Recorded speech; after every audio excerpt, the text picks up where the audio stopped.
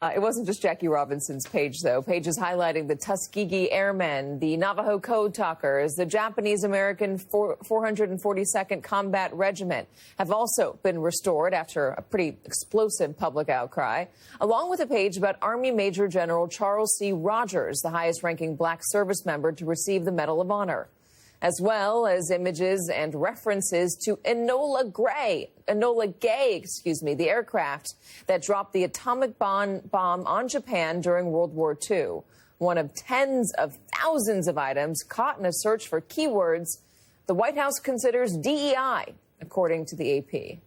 Joining us now, founder and CEO of Independent Veterans of America and host of the Independent Americans podcast, Paul Rykoff.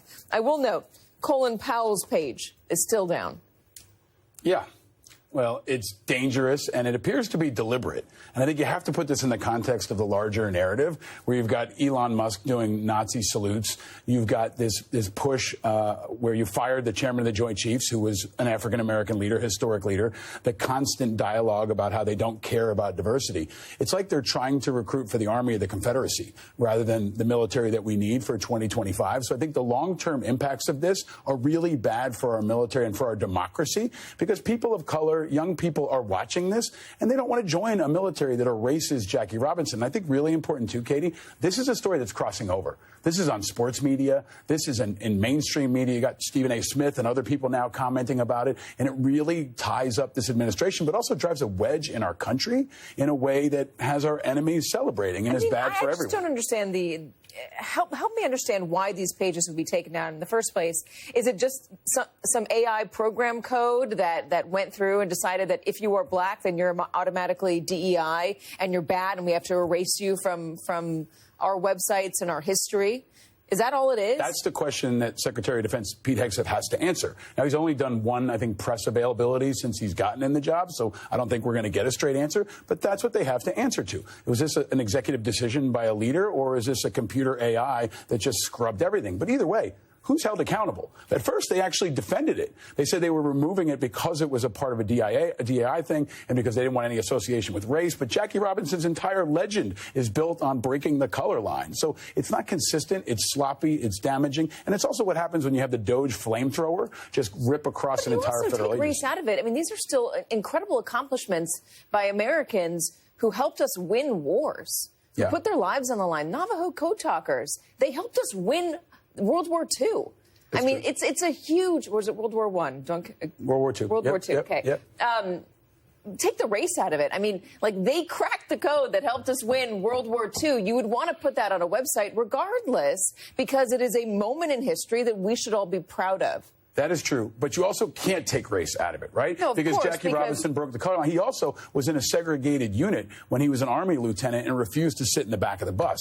So, you know, his courage was important in that he pushed for integration in what until recently was the most diverse military on the planet. Why does a history of diversity and a history of people breaking racial barriers, overcoming challenges, overcoming obstacles, why is celebrating that a bad thing? Because of this leadership. It's not in normal world, but in this upside-down world where they're pushing a cultural transformation across the entire federal government led by the Pentagon. I think that's a really important point here. Everything that they're doing at the Pentagon, from book banning to the purge to removing lawyers, is all a model for what they want to do in the rest of the government. They're just doing it at the Department of Defense first. Now they're moving to the Department of Veterans Affairs, education. It's all going to look like the Pentagon if they continue on this path for the next couple of months. The Pentagon has been ordered to restore service members who are transgender, to allow them back, even though Pete Hegseth said they are not fit for service within the military. Yeah, well, now it looks like it's going to go to the Supreme Court. And I think it's really important that this is not a trans ban. It's a trans purge. It's unethical. I think it's immoral. I think it's un-American. But it's also really bad for our national security, because if it's implemented, what it actually does is remove, for example, a trans fighter pilot out of combat operations in Syria right now, right, which disrupts that individual. It disrupts the unit, undermines our national security. I get into it in my new podcast this week with Lindsay Church, who is a very, very powerful voice on this issue. But again, this is where they're starting. They're starting with trans people in the military, and it's a model for how they can come after other people across the federal government that aren't in line with their ideology. Well, explain that. Tease that out. I mean, trans people are easy to target, right? They're making them kind of a boogeyman, a boogie person for this entire cultural agenda that they want to push, where they're removing DEI. And trans people are kind of easy because of their popularity or lack of popularity with certain communities in this country. So if you come after trans people and you can remove them from equality, from being able to serve, then it becomes easier to come after women. It becomes easier to come after every other person in the federal government. So this is a warning for everyone about how it's not just about trans people. This is about all Americans, and everybody should be tracking on it. Paul Rakoff, good to have you. You too, Katie.